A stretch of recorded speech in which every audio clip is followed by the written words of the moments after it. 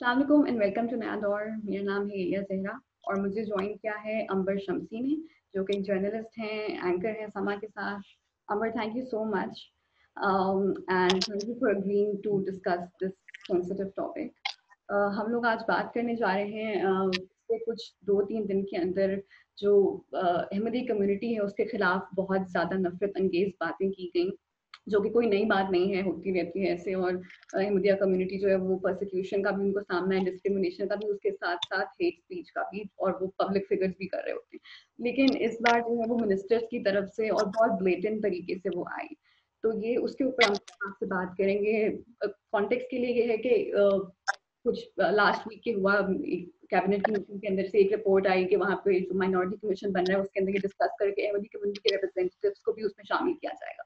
उसके बाद जब ये रिपोर्ट लीक हुई, वो कंफर्म नहीं हुई, लेकिन ये रिपोर्ट्स थी। उसके बाद सोशल मीडिया के ऊपर एक हेट कैंपेन शुरू हो गई कि ये पीटीआई की गवर्नमेंट कैसे ऐसा कर सकती है और वो कैसे अहमदी स्कूल में डाल सकती है। यानी कि माइनॉरिटी कमीशन में अहमदी कम्युनिटी की रिप्रेजेंटेशन के वो लोग खिलाफ थे। उस कैंपेन के अंदर हिस्सा लिया एक मिनिस्टर ने, अली मोहम्मद खान ने, और उन्होंने भी एक हेटफुल स्लोगन जो है वो ट्वीट किया। उन्होंने कहा कि हम नहीं, किसी भी तरह से नहीं इसको करेंगे, इनको नहीं आने देंगे अहमदीज को उस कमीशन के अंदर।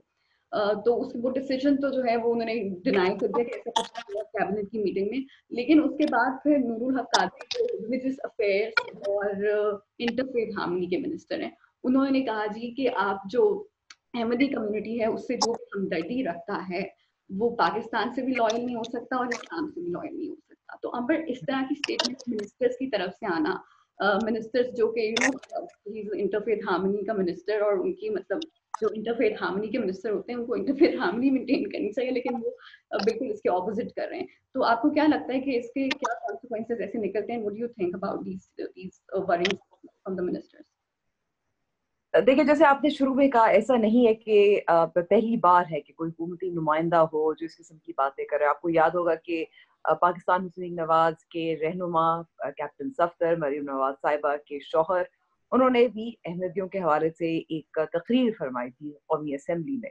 जाहिर है उनका भी बहुत ज़्यादा एक यकीन है, और उन्होंने भी ऐसी बातें की थी जिससे मजीद जो नफरत होती है, जिससे शक होता है कि अहमदी बिरादरी के खिलाफ इश्तियाल मजीद उसको दिया जाएगा, उन्होंने भी ऐसी तकरीर फरमाई थी। तो ये पहली बार नहीं है।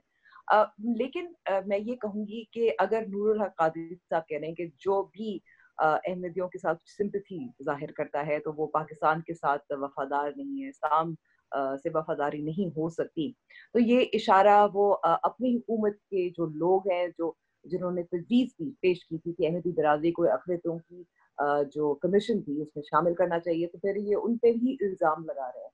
लेकिन अब आपने देखे कि ये इल्ज़ाम और किस पे लगा रहे हैं। जो इल्ज़ाम है वो जो बानी पाकिस्तान है कायदे आज़म मोहम्मद अली जिन्ना, उन पे भी लगा रहे हैं, क्योंकि उन्होंने भी एक जो ज़फ़रुल्लाह खान साहब फॉरेन मिनिस्टर रहे थे, और जिन्ना को बिल्कुल ठीक मालूम था कि उनका ताल्लुक अहमदी बिरादरी से था।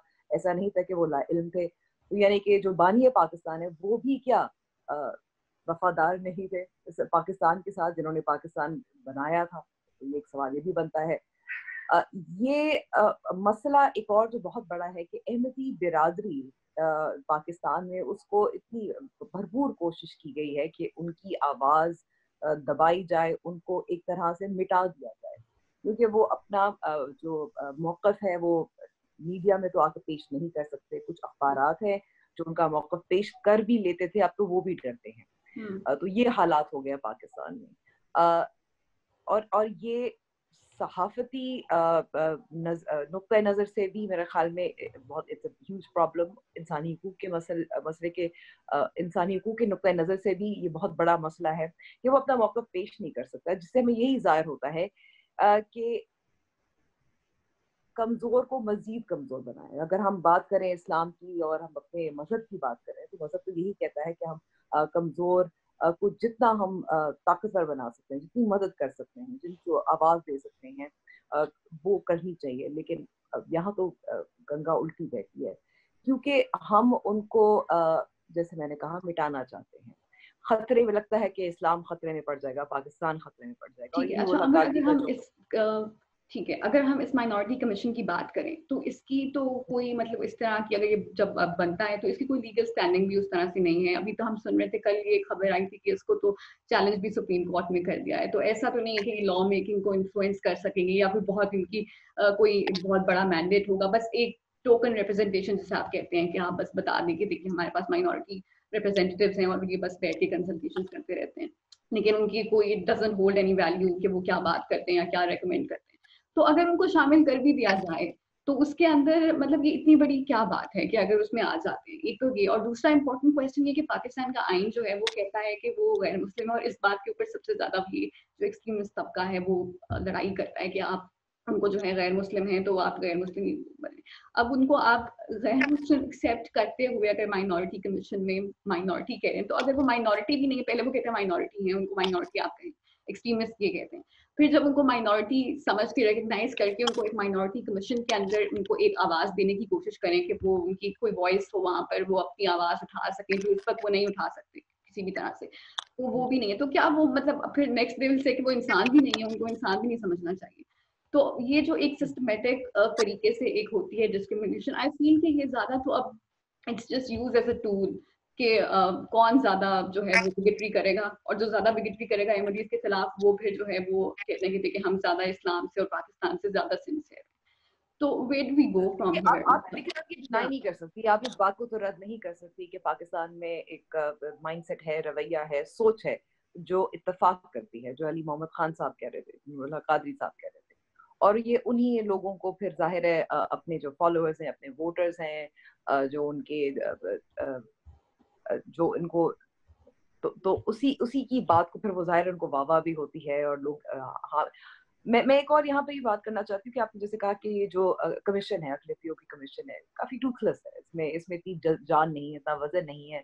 इसी तरह जो इंसानी हकूक की कमीशन थी उसका भी ये मसला था, थोड़ा बहुत वो कुछ इन्वेस्टिगेशन कर लेते थे, लेकिन उनका भी मैंडेट बहुत ज्यादा कुछ फाल नहीं थी। खवातीन के हवाले से जो कमीशन है वो भी फाल नहीं थी।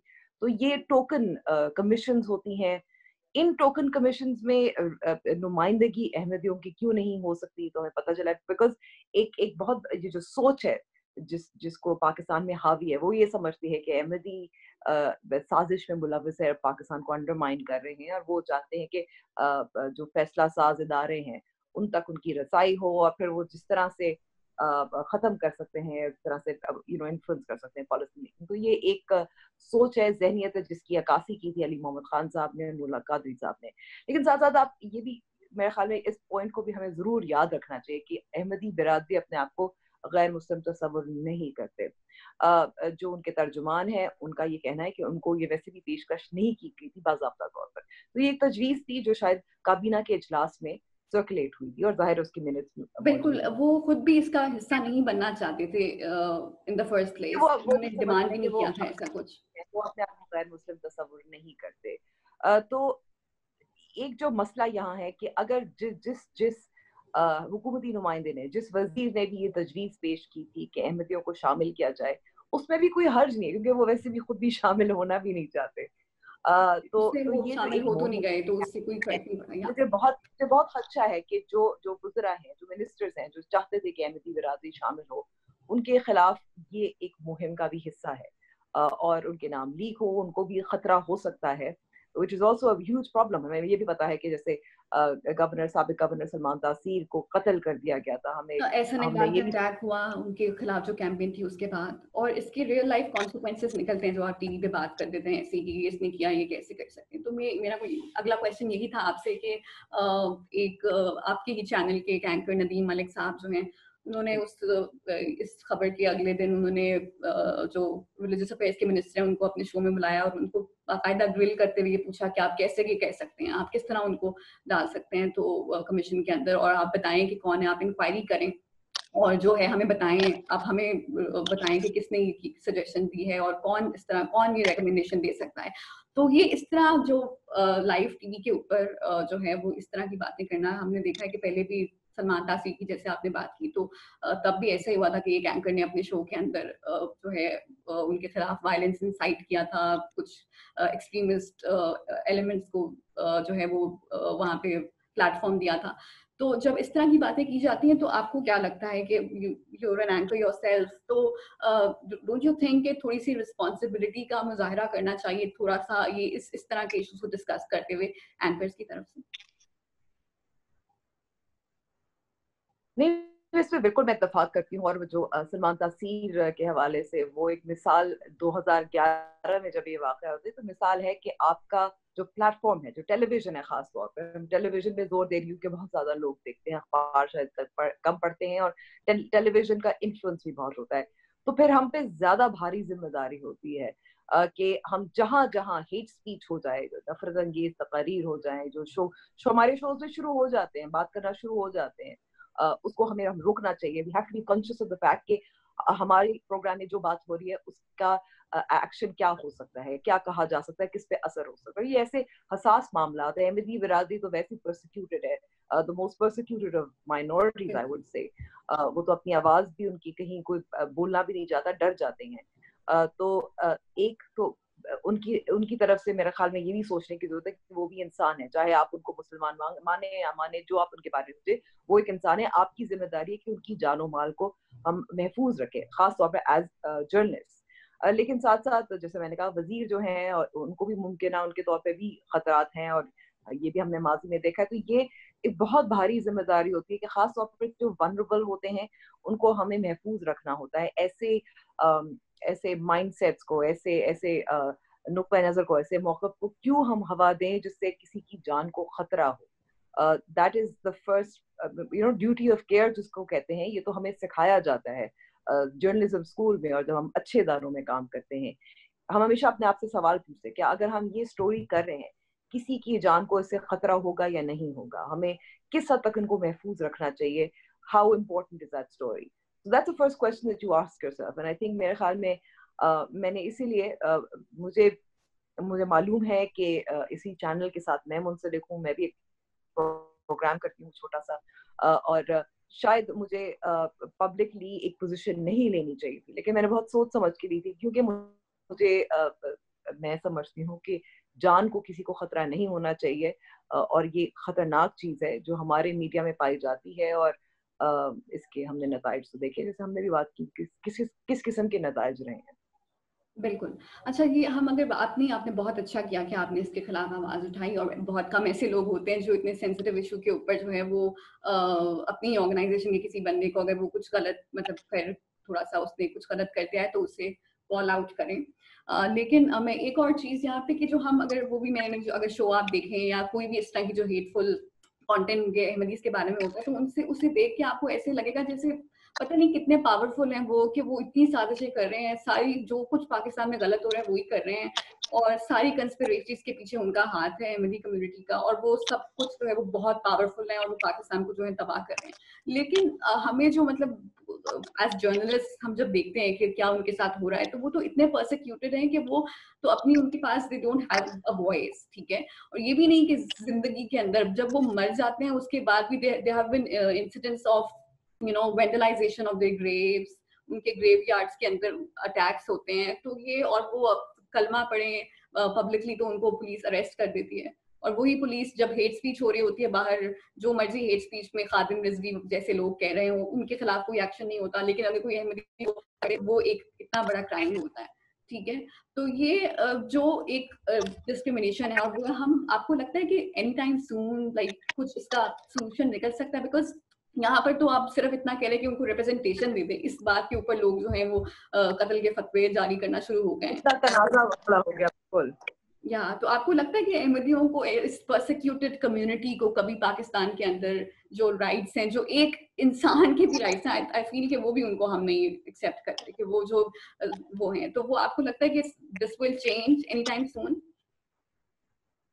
अब देखें, आपको भी पता है कि पाकिस्तान में क्या रवैये हैं, कॉरिडोर्स ऑफ पावर में क्या सोचा जाता है। जहां भी आपको किसी, even if somebody is in power, उनको आपने थोड़ा सा भी उनकी साख पर दाग डालने होते हैं तो आप उनको या तो सिंपथाइजर कह देते हैं अहमदी का, या आप उनको अहमदी कह देते हैं। ये हमने देखा है, माजी में भी देखा है, और ये सोचे समझे समझे कैंपेन्स होते हैं। मेरे ख्याल में तो रॉट इज टू डीप, बहुत देर हो चुकी है अब इस तरह से और बहुत अफसोस के साथ मुझे कहना पड़ता है, क्योंकि मैंने अहमदी बिरादरी के हवाले से मैंने भी कुछ रिपोर्ट्स की हैं, और उस पे मुझे भी धमकियां आई हैं, धमकियां मौसूल हुई थी। वो जो रिपोर्ट्स थी हमने temporary we had to shelf them and put them off. I was working with the BBC at the time, क्योंकि मुझे धमकियां मौसूल हो रही थी, हमारे दफ्तर को हो रही थी। तो आप समझ सकते हैं कि जब हालात ये हों तो जरा मुश्किल लगता है। और जब आपने जैसे कहा कि नूरुल हक कादरी साहब जो हैं वो बैनुल मज़ाहिब हमांगी के वजीर हैं, और वही ऐसी बात कर रहे हैं, तो फिर तो मामला वहीं खत्म हो जाता है। जब आतिफ मियां को इंक्लूड करना चाह रहे थे इमरान खान साहब in the economic task force, तो तब भी काफी शोर मचा था। वो शोर जब तहरीक लबैक पाकिस्तान की तरफ से खत्म भी हो गया, उनको दोबारा से इंक्लूड ऐसा नहीं किया गया।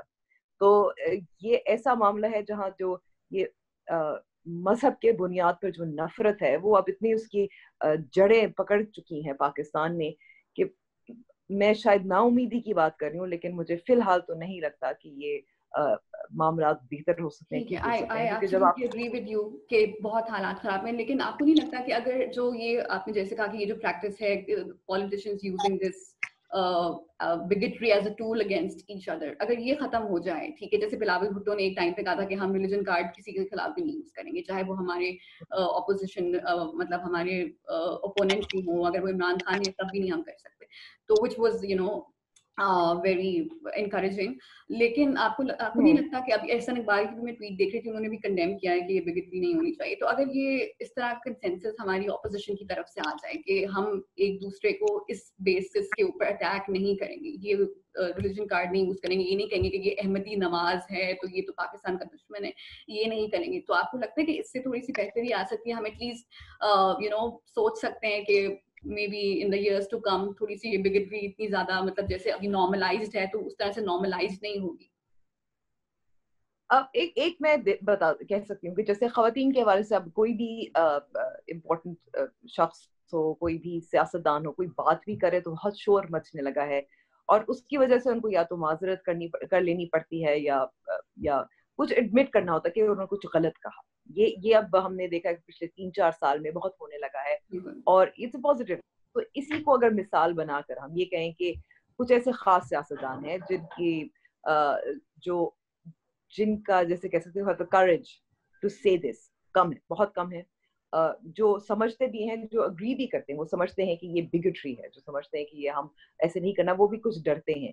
तो ये जो खौफ और डर है बोलने की वजह से, वो अगर थोड़ा सा खत्म हो जाए, कुछ और ऐसे इन्फ्लुएंशियल सियासतदान हो, इन्फ्लुएंशियल पीपल हो जो आकर बात करेंगे, तो शायद आहिस्ता आहिस्ता वक्त के साथ हम इस पे थोड़ा सा बात कर सकेंगे। मैं ये नहीं कहूंगी कि जो तफरीक है, जो डिस्क्रिमिनेशन है वो खत्म हो जाएगी, लेकिन कम से कम बात करने की हिम्मत होनी चाहिए। बिल्कुल, इनटॉलरेंस अभी भी अगर आप खत्म देख, होती है तो वो एक पहला स्टेप होगा।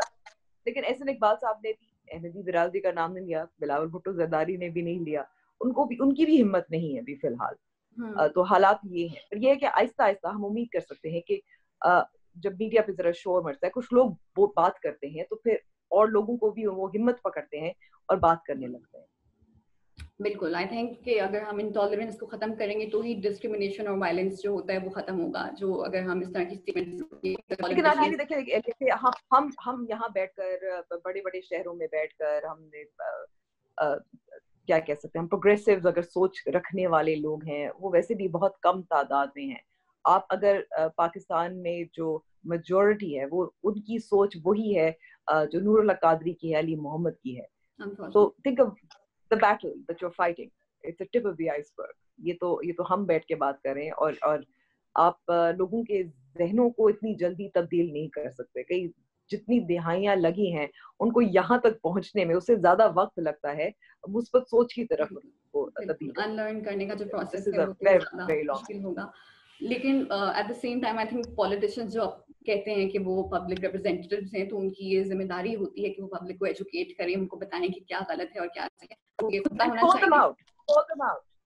मैं ये भी कह दूंगी कि if you do keep calling them out, उनको इस सोचने पे मजबूर कर दो कि आप जो कॉल है उसका क्या नतीजा निकल सकता है। मैं मिसाल देती हूँ, अली मोहम्मद ने नदीम मलिक के शो पे भी आए थे, लेकिन वो मेरे शो पे भी आए थे, और मैंने उनसे पूछा था, उन्होंने एक ट्वीट किया था कि बेहेडिंग के हवाले से कि जो भी खत्म नबूवत में नहीं यकीन रखता उसको सरतन से जुदा करना चाहिए। तो उसमें मैंने पूछा था, मैंने कहा तो मैं बहुत कम लोग होते हैं शायद जो कि पूछते हैं, लेकिन एटलीस्ट उनको एहसास होना चाहिए कि कोई पूछने वाला है। उनकी ऑडियंस सिर्फ वो लोग नहीं है जो उनके बिलीव्स में भी बिलीव करते हैं, लेकिन और लोग भी हैं जो उनको सुन रहे हैं, देख रहे हैं, जो शायद प्रोग्रेसिव थोड़े से ज्यादा हैं या कुछ और सोच रखने वाले हैं। तो मेरे ख्याल में कॉलिंग आउट इज इम्पोर्टेंट। बिल्कुल, बिल्कुल आपने सही कहा और ये बहुत इम्पोर्टेंट है कि अगर आप कॉल आउट करेंगे तो उनको इस बात का पता चलेगा कि ये गलत है और वो किस तरह से गलत है। जब तक हम उस लेवल पे पहुँचते हैं, आई थिंक हमें अपनी पर्सनल कैपेसिटी में हर प्रोग्रेसिव पाकिस्तानी को भी कुछ करना चाहिए। अगर आप किसी अहमदी को जानते हैं, तो just reach out to them, reassure them कि ये जो पॉलिटिशियंस हैं या जो एक्सट्रीमिस्ट हैं, they don't speak for us, और हम आपको उतना ही सिटीजन समझते हैं जितने हम खुद सिटीजन हैं, और आपकी उतनी राइट्स होनी चाहिए। तो आई थिंक इस तरह से अगर हम ये शुरू करें अपनी कम्युनिटीज के अंदर, तो इससे एक हम एटलीस्ट अपने लेवल के ऊपर तो कुछ चेंज की तरफ जाएंगे। Amar, thank you so much for your time और बहुत आपने इम्पोर्टेंट बातें की। हम होपफुली आपको दोबारा भी इनवाइट करते रहेंगे। That's all for now. अपना ख्याल रखिएगा। खुदा।